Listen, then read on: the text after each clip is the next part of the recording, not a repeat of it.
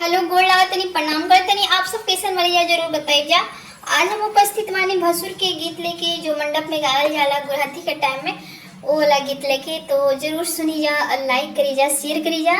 और सब्सक्राइब करी जा और एक प्यारा सा कमेंट करी जा और जरूर ज़्यादा से ज़्यादा प्यार दी जा। पापा जी कहेलन की जल्दी हटाव, पापा जी कहेलन की जल्दी हटाव, चाचा जी कहेलन की जल्दी भगाव, चाचा जी कहेलन की जल्दी भगाव, भैया साहिब कहेलन, भैया साहिब कहेलन की लोफड़िया आइले बा, सखी हो काथी कहीं अंगनवा में लोफड़िया आइले बा,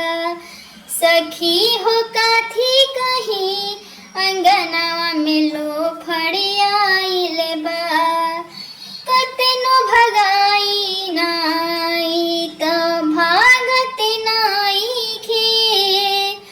अंगन में बहिनी लेके छटपटाते बाड़े हो,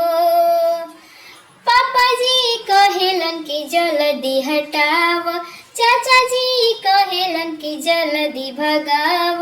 गाँव के लोगवा कहेलन की,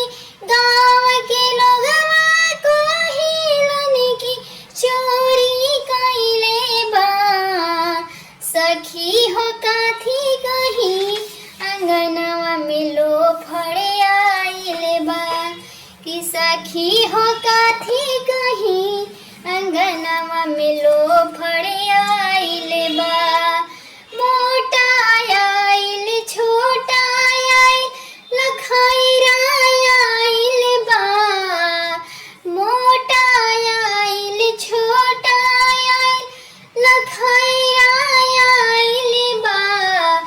संग में सारा लाफुआ के लाइले बा,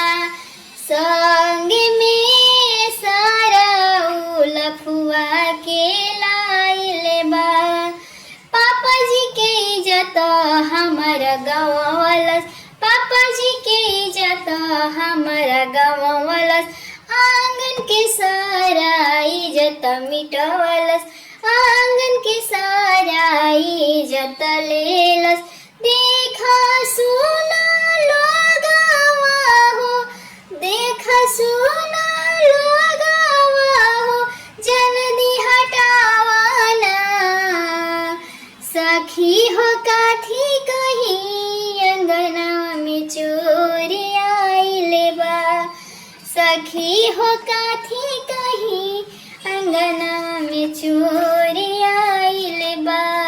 चाचा जी कहेलन की जल्दी हटाव, फूफा जी कहेलन की जल्दी भगाव, चाचा जी कहेलन की जल्दी हटाव, फूफा जी कहेलन की जल्दी भगाव,